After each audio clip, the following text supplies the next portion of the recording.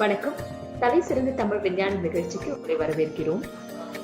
நமக்கு எது ரொம்ப நன்மை பயக்கக்கூடியதா இருக்கும்? இந்த இன்டர்மிட்டன்ட் ஃபாஸ்டிங்னு சொல்றாங்களே அதுவா? இல்ல ஒரு நாளைக்கு 4 முறை சாப்பிடுறது, அந்த மீல்ஸ பிரிச்சு 4 முறையா சாப்பிடுறதுன்னு சொல்றாங்கல்ல அதுவா? இன்டர்மிட்டன்ட் ஃபாஸ்டிங்னு இப்போ ஒன்று கையாண்டுக்கிட்டு வராங்க மக்கள். அது என்ன அப்படின்னு கேட்டிங்கன்னா, 16 மணி நேரம் உணவின்றி இருப்பது. இப்போ நீங்கள் காலையில் ஒரு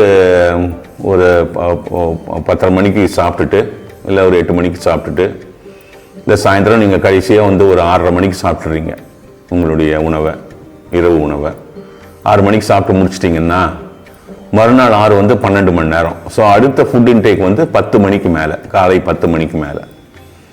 ஸோ 10 மணிக்கு மேலே 16 மணி நேரம் ஆயிடுது.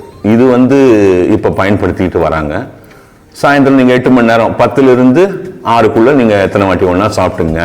இந்த 16 மணி நேரம் உணவற்று இருங்கள், ஒருவும் தண்ணி தான் குடிக்கணும், டீ காஃபி கூட குடிக்கக்கூடாது அப்படின்னு சொல்லி ஒரு முறை கொண்டு வந்திருக்காங்க. அது அந்த மாதிரி வராதுங்க. உடலின் இயக்கம் இயற்கையை சார்ந்தது. உடலின் இயக்கம் எப்பொழுதுமே சூரிய உதயத்தையும் சூரிய அஸ்தமனத்தையும் சார்ந்து இருக்கும். நீங்க ஃபாஸ்டிங்னு ஒன்று எடுத்தீங்கன்னா சூரிய உதயத்திலிருந்து சூரிய அஸ்தமனம் கணக்கு மிக முக்கியம். அதனால தான் நீங்கள் பார்த்தீங்கன்னா இஸ்லாமியர்கள் கூட அந்த நோன்புன்னு வரும்பொழுது, ரமதான் நோன்புன்னு வரும்பொழுது, சூரிய உதயத்திலிருந்து சூரிய அஸ்தமனம் வரை எச்சிலை கூட விழுங்காமல் இருப்பார்கள். இதுதான் உண்மையான ஃபாஸ்டிங். நீங்கள் அதாவது ஒரு நாள் ஃபாஸ்டிங் அப்படின்னு எடுத்தீங்கன்னா, உண்ணா நோன்புன்னு எடுத்தீங்கன்னா, சூரிய உதயத்திலிருந்து சூரிய உதயம் வரை.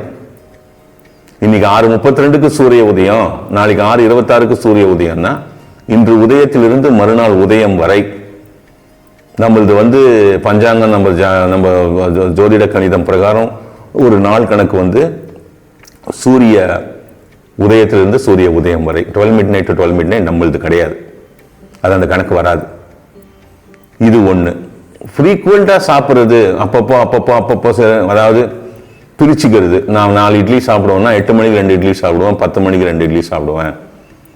மத்தியானம் இவ்வளோ சாப்பாடு சாப்பிடுவேன்னா 12 மணிக்கு ஒரு வாட்டி கொஞ்சோண்டு நான் சாம்பார் சாதம் சாப்பிடுவேன், 2 மணி போல் மோர் சாதம் சாப்பிடுவேன். பிரித்து சாப்பிட்றது அது ஒரு முறையற்ற செயல்.